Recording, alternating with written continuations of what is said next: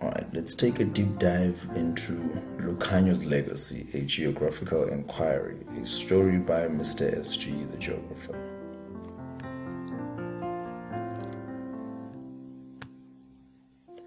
Part 1, titled The Echoes. Chapter 1.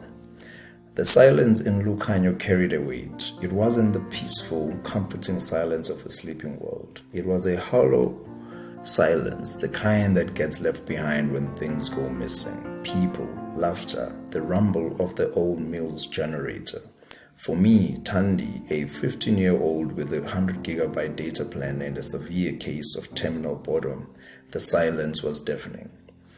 I was sitting under the great baobab tree, its branches like ancient gnarled fingers reaching for a sky the color of a robin's egg. The red dust of the Eastern Cape coated my worn sneakers. On the screen of my tablet, the world moved at a speed of light. My friend Zola's latest post, a dizzying video of a flash mob in a Geographical shopping mall, a chaotic, joyful explosion of music and movement.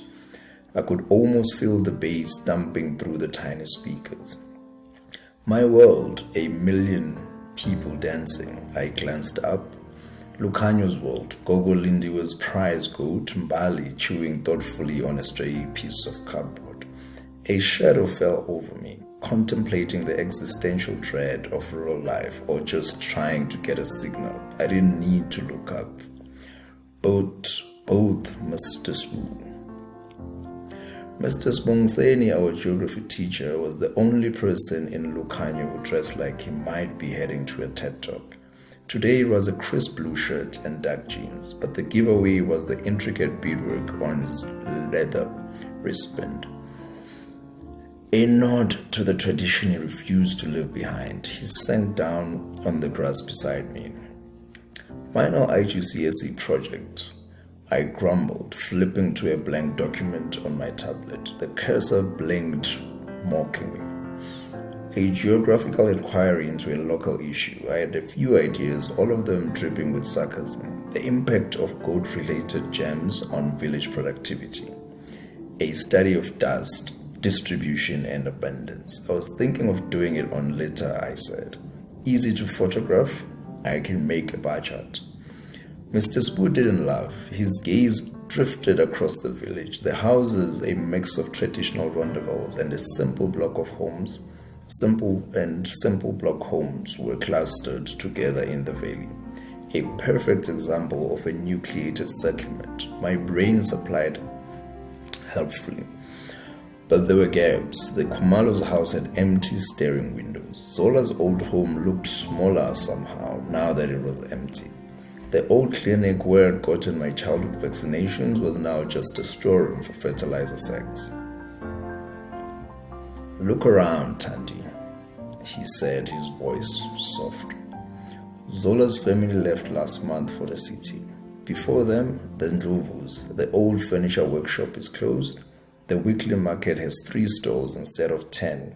The biggest thing growing in Lukhanyo right now is the silence. He met my eyes, and for the first time I felt the weight of that silence, not as boredom, but as loss. That's your issue, he said, not litter. My finger hovered over the tablet. The blinking cursor suddenly seemed like a starting pistol. I deleted my lazy title and typed a new one. Geographical Enquiry, the decline of the Lukhanyo settlement. Good, Mr. Spoo nodded. A powerful question, but a geographer doesn't just ask questions. They form a hypothesis, a statement you can prove or disprove with evidence, a theory to test. I thought about Zola's excited calls, the photos of his new school, the promise of a job for his father. Then I thought of the tired look in the eyes of the farmers here, the way they scanned the cloudless sky for a hint of rain that never seemed to come. My fingers flew across the screen. Hypothesis. The decline of Lukhanyo's population is primarily caused by a combination of local push factors such as lack of economic opportunity and agricultural instability, and the perceived social and economic benefits of urban centers known as pull factors.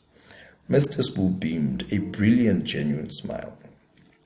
There, you sound like a geographer already. Now for the hard part. He stood up, brushing the red dust from his jeans. How do you prove it? That is the end of chapter 1, and for chapter 2 you will have to stay tuned, and thank you for listening.